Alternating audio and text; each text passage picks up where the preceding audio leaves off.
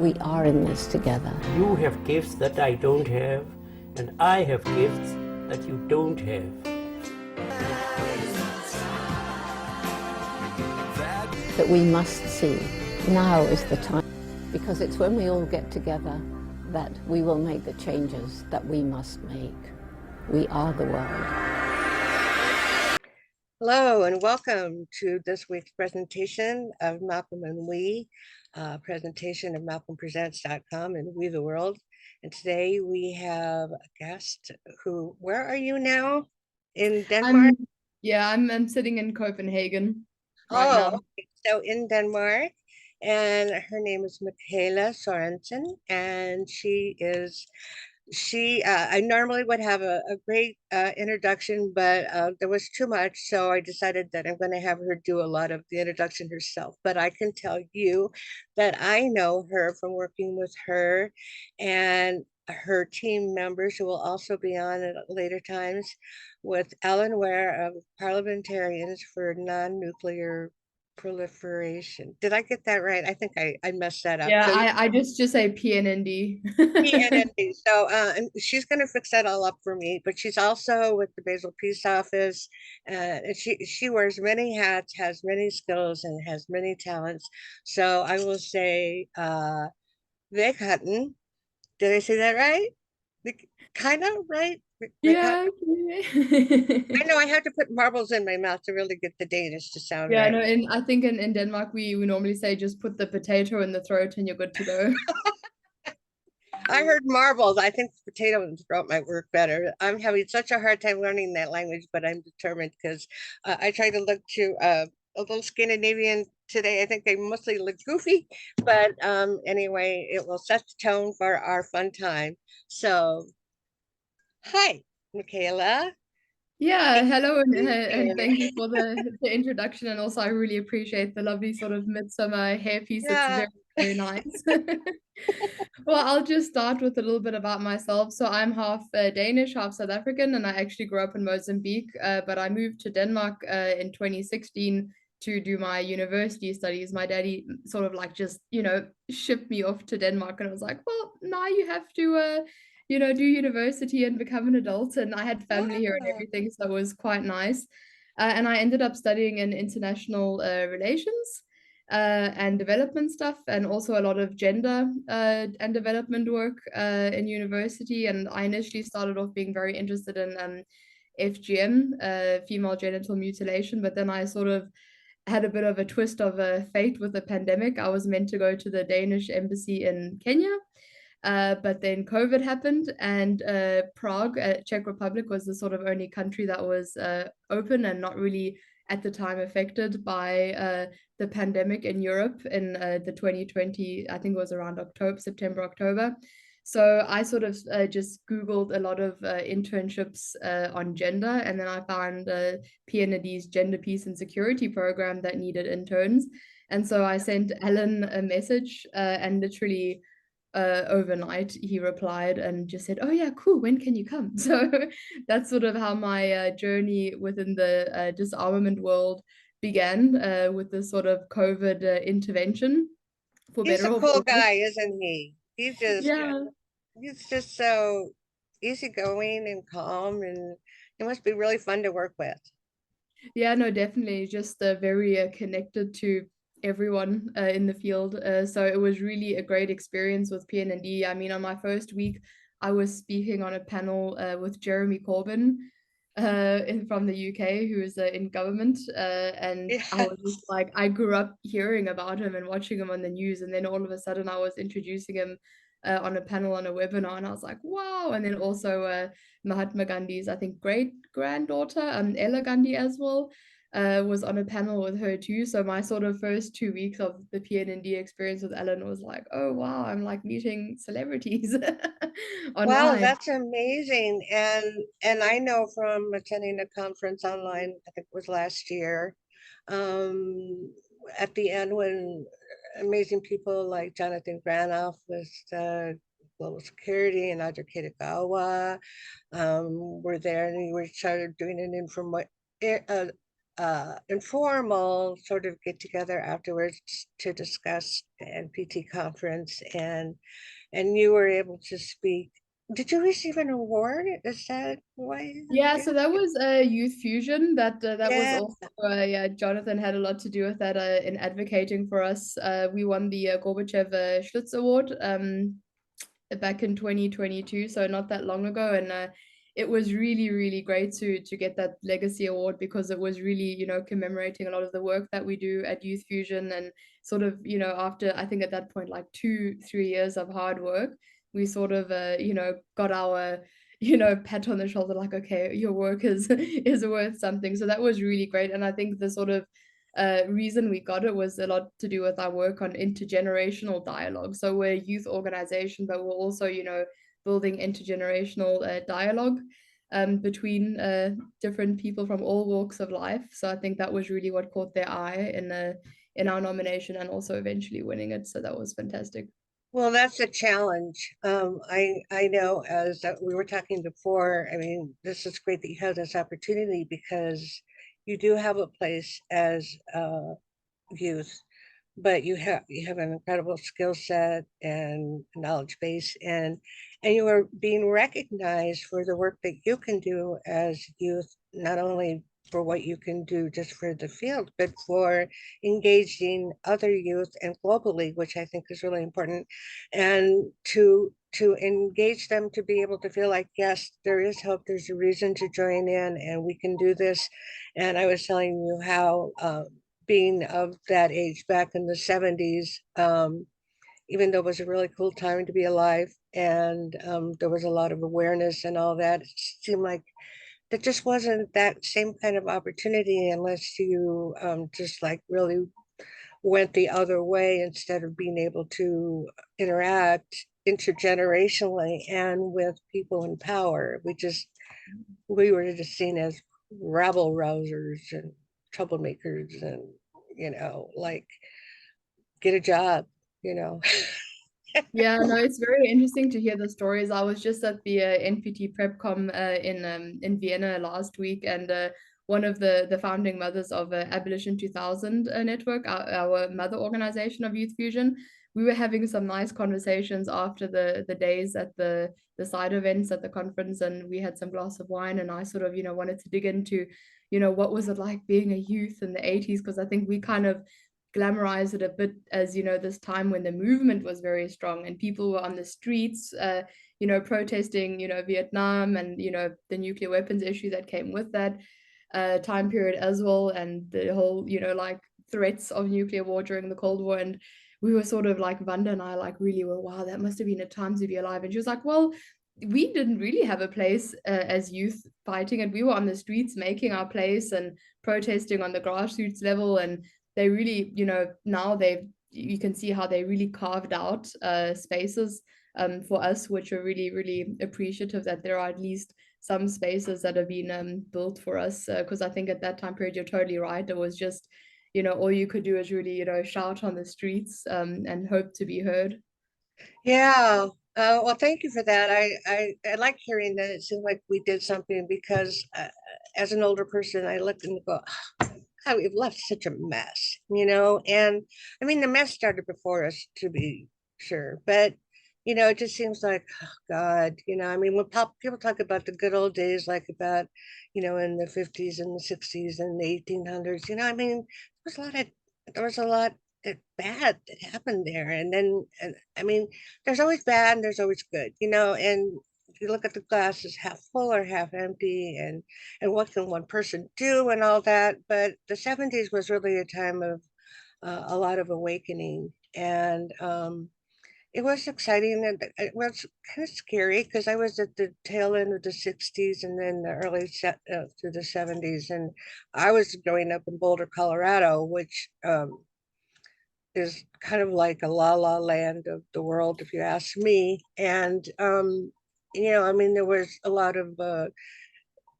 just so many alternative kind of ideas and ideals being shared openly. And I mean, there were the people looking like this at us, and there were people that were clapping, and and there were Buddhist monks walking along the highways, banging, you know, their gongs. And I just grew up with that and thought it was everywhere, but it wasn't. And then when I move around and see other things and go to different places, there's less awareness, less, you know, seemingly less concern, but there are pockets everywhere. And fortunately, I live near one. I live near Kent State University, so everybody has to know, everybody knows about Kent State and Kent, Ohio. So there's still a lot of us hippies around. We're old, Yeah. but we're there. We're hippies in our hearts. No, well, that's I think what makes the, you know, puts the heart into it, and keeps the movement alive. But I think it's also important to just mention, you know, also even though, you know, like Youth Fusion and our members, we go out to these conferences and, you know, we get a bit of funding from certain places to sort of pay travel and cost. All of our work is really unpaid. We do this on the side, and we also youths really struggle to get our foot in the door in this space. I mean, getting even a UN internship, multiple of us have sort of, you know, applied, and then you get the realization that you have to move to a capital in New York or Vienna or Geneva. You have to sort of basically fund your whole accommodation there for up to 6 months or more. You have to pay for your food every day. You have to pay for your travel, accommodation, everything. You need to fork out, you know, as a young person who hasn't even, you know, really work to save up enough money for that. So it's really only very privileged people who get these, or people who have maybe got some kind of scholarship from the university, who get these positions, and it's just really inaccessible to get anything in this field, and actually get paid. So this is also what a lot of young people are really trying to, you know, shout out about now. Is like, okay, we've sort of in some capacity have been granted access to certain places through like civil society, or other sort of even on UN missions and whatnot, but so many of us are unpaid or just really underpaid, and that's also something that's been on my mind a lot, is, you know, the sustainability of youths in this field.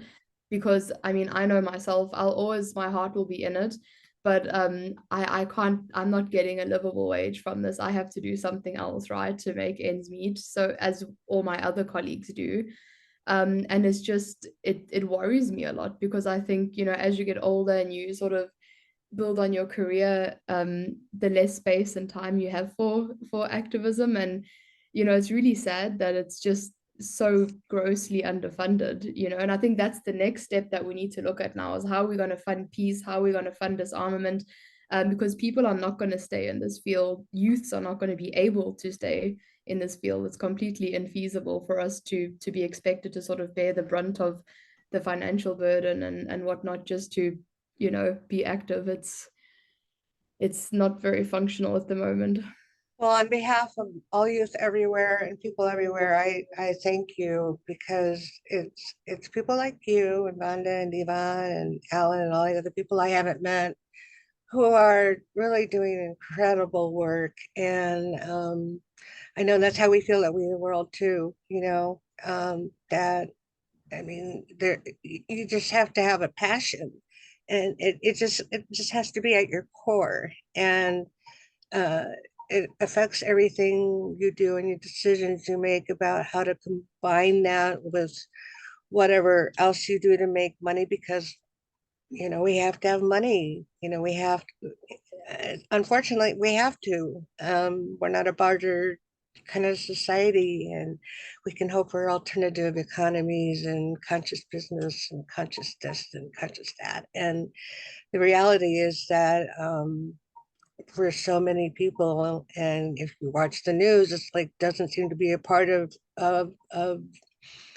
general thinking. And I, having been a person who, I think I was born with this, like, you know, like this dream to save the world, from my, you know, from from when I was born. I just always remember just being very concerned about world affairs, and when I didn't even really understand it. And you know, and it's hard to stay positive through all that, because there's been a lot that hasn't seemed good. And so I'm a mother of two children, who are in their 30s, and they've been able to, I mean, it's always been something that's been part of their growing up, is being aware, and did not like having it like shoved down their throats.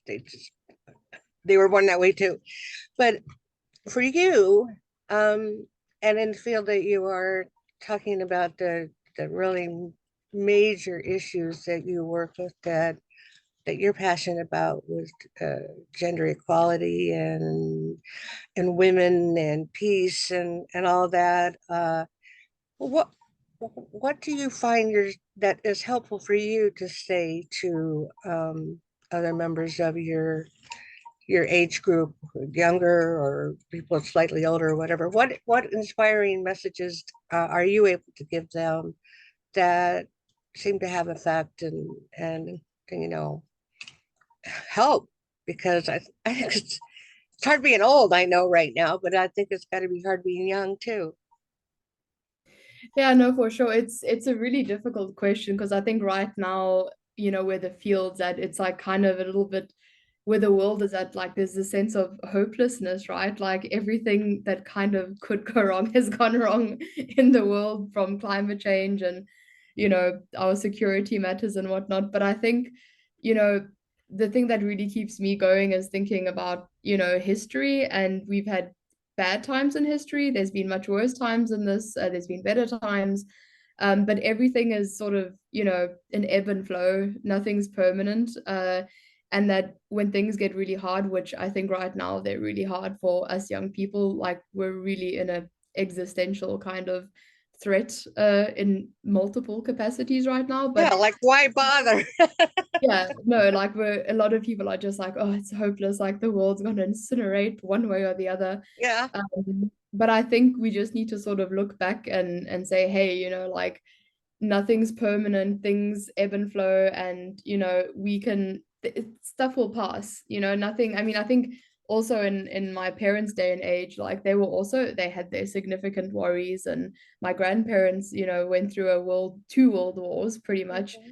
um and I think we just need to remember that things can get better if we put the effort in and the input, like especially with climate change, things are not fantastic, but instead of, being hopeless and giving up, I think we all need to put in the effort to, try and mitigate it as much as we can. We also need to do the same with nuclear weapons and the whole Russian invasion of Ukraine, just try to prevent things and, give our input as much as possible and be involved as possible. Because even if you just, speak to one person over a dinner table, you don't know what ripple effect you have. You don't have to go out, any kind of form of activism is activism. You don't have to go out on the streets, or you don't have to be an influencer to be an activist. Even if you're just having conversations around the dinner table, even if you're just doing something at your university, any bit helps. There's no kind of, mold of being an activist. I think we can all do it in our own ways on whatever scale. And I think we all just need to remember to remember like our core values and just, don't stray from them. Because I think sometimes even myself, I have to really talk to myself and be like, oh, don't give up. Like you're like at the end of the month eating some like noodle cups or whatever, and you're like, oh no, like but I think then the next month, I got a job with the Swiss company DocMine for the nuclear storage project, and then things happen. So yeah, like use like, okay, not use people, but use your network. I think you can always just send an email and ask and be supported, because I think that's also something that young people don't realize, is that if you don't ask for something, you're not going to get it. And I especially think with young women, we kind of don't ask for things. Right. So not to make it gendered, but for anyone, especially young people, slide into someone's LinkedIn messages, send an email. Like you literally, I literally just sent an email to Alan at PNND, and within the next week I had an internship. So you really just have to like do some research, and don't be afraid to put yourself out there. Don't give up hope, and also just remember that nothing is permanent. Things get better, things get worse, and then they get better again. So don't get into a sort of tunnel vision of doom and gloom, but yeah, and also just not just for the network to find out jobs and whatever, but also just use people to, for emotional support and mental health support. I think, my colleagues were really great at that as well at Youth Fusion. When we're feeling burnt out, we always have a phone call to just have a little bit of a moaning session and like, oh, the world is horrible. And then you get a bit of weight off the shoulders and, share your concerns. And then you also find out that many other people like yourself share them. So Well, that's perfect. And you know what? That exactly is exactly how I look at it too. I mean, when you look back, there have been a lot of really terrible, terrible times in our history. And, but it's not happening to everyone at the same time. And I don't know, I find myself, it all comes back to what I think is it helps with mental health and it certainly helps with mine is to just stop. How are things right at this moment? Well, right at this moment, I'm having a fabulous conversation with you, who's in Denmark. And even though I've never met you, I feel like we're good friends already. And whatever you want to moan to me, you can, because I will certainly understand. And I hope you know that we are friends and I'll do anything I can to help you. And that is true. Even if things are really great, that doesn't last forever. Even if something is really terrible, it doesn't last forever. It's just all a matter of life and evolution. And if you can wake up every day with some sort of like, I wonder what good thing is going to happen today, you can be more open to those like little, why don't I just email Alan, you know? Positive thoughts that you can do instead of like, oh, why should I even get up? Why should I even care? That attitude doesn't get you anywhere. Yeah, it is certainly true that things are messed up, but it is also true that there are really great people out in the world like you and Alan and your team and other people, we the world, all sorts of people who share our vision and want things to be better. And just think if more people would wake up with the idea that I can do one little thing, today to make something better for someone or our world or whatever. Um, and then everything is good. If you can just think about goodness and goodness prevails, which I really do think goodness prevails somehow. I better just look at the time. Oh, you know what? We're close to a half an hour here. I don't want to take up your time, but this has been so much fun. I hope it's been good fun for you. And really, truly, we love working with you at We the World. And I hope that there's a way that we can work together with MalcolmPresents.com to have some sort of an ongoing sort of way to communicate. Um, that would be great, wouldn't it? Because we can reach people all over the world, like I know that you can too. And we're getting better and better and better at doing that. Is there anything that you would like to say about where you work and put a promo out here and then it'll yeah, be there no. for posterity?